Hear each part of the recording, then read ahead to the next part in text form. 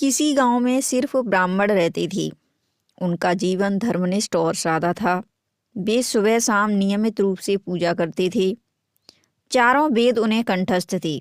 वैदिक कर्मकांड और सिद्धांतों का भी अक्षर से पालन करते थे। सभी वैदिक ब्राह्मणों की तरह गांव की हर कुटिया के मध्य में अवन कुंड था, जिसकी पवित्र अग्नि को वे कभी बुझने नहीं देते थे।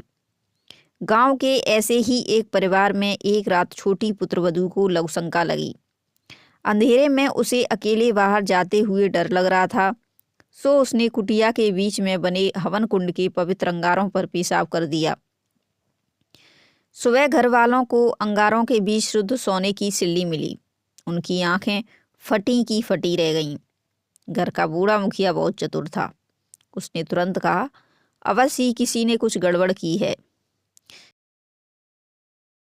नहीं तो ब्राह्मण के यज्ञ कुंड में सोने की सिल्ली कैसे आती। उसने पूरे परिवार को कतार में खड़ा किया और एक एक से पूछताछ करने लगा। आखिर छोटी पुत्रवधू को बताना पड़ा कि रात को उसने क्या किया।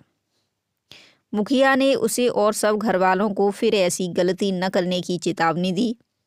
साथ ही उसने आदेश दिया कि रात को छोटी बहू को बाहर जाना हो तो कोई उसके साथ जाए। इस चमत्कार की बात पूरे गांव में फैल गई। पहले कभी कभार और फिर अक्सर गांव के दूसरे यज्ञ कुंडों में भी सोने की सिल्लियां मिलने लगीं। बहुत से लोग अमीर हो गए, घर घर में पक्के मकान बन गए। सूती कपड़ों का स्थान रेशम और मलमल ने ले लिया। बेटियों को दान दहेज दिया जाने लगा। देखते देखते गांव का रंग ढंग बदल गया। पर एक परिवार गरीब ही बना रहा। यह परिवार गांव की सीमा पर बनी कुटिया में रहता था। पूरे गांव में बस यही एक कुटिया रह गई थी। घरवाली रोज पति से तकरार करती थी, तुम मुझे हवन कुंड तक क्यों नहीं जाने देते? कम से कम एक बार तो जाने दो, फिर हम गरीब नहीं रहेंगे। रोटी कपड़े का झंझट तो बचेगा। एक बार तो जाने दो, सिर्फ एक बार। सोने की एक सिल्ली हमारे सालों तक काफ़ी होगी।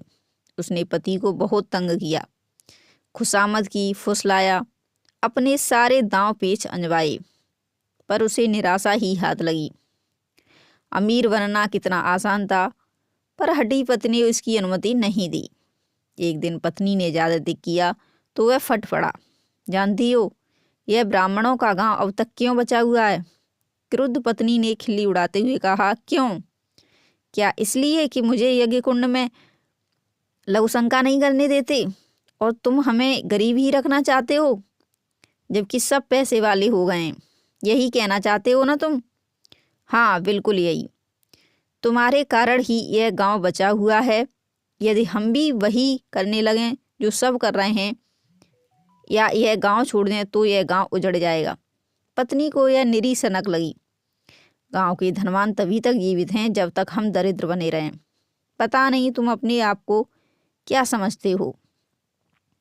पति ने कहा, मैं तुम्हें दिखाऊंगा कि जो मैंने कहा वह सच है। सामान वादो, हम यहाँ नहीं रहेंगे, फिर तुम देखना क्या होता है। उन्होंने सारा सामान बांधा और दूसरे गांव चले गए। एक हफ्ता बीतते न बीतते गांव वाले आपस में झगड़ने लगे। हर एक दूसरे पर आरोप लगाने लगा कि वह उसकी जमीन और मकान हड़पना चाहता है। ज़्यादा लालची लोगों ने अपनी पत्नियों, बेटियों और बहुओं को आदेश दिया कि वे यज्ञ कुंड में अधिक से अधिक पेशाब करें, जब तक कि कुंड की आग बुझने ही न लगे। एक दिन किसी घर के लोगों ने लालच और क्रोध से पड़ोसी के घर पर अंगारे फेंके। पड़ोसियों ने बदले में और अधिक अंगारे फेंके। एक घर से दूसरे, दूसरे से तीसरे, तीसरे से चौथे घर में आग फैलती चली गई। पूरा गांव जलकर राख हो गया। एक घर भी बाकी नहीं बचा। यह समाचार मिलने पर गांव छोड़ने वाले ब्राह्मण ने पत्नी से कहा, अब तो तुम्हें मेरी बात पर भरोसा हुआ।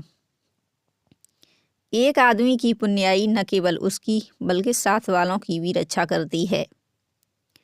किसी भी प्रकार के कंटेंट लेखन के लिए आप हमारे इस नंबर पर संपर्क कर सकते हैं। यदि यह कहानी अच्छी लगी है तो प्लीज़ वीडियो को लाइक कीजिए, अधिक से अधिक लोगों तक शेयर कीजिए और चैनल को सब्सक्राइब कर लीजिए ताकि नई नई कहानियों, लोक कथाओं, आत्मकथाओं के नोटिफिकेशन आपको मिलते रहें। धन्यवाद। आपका शुभ हो।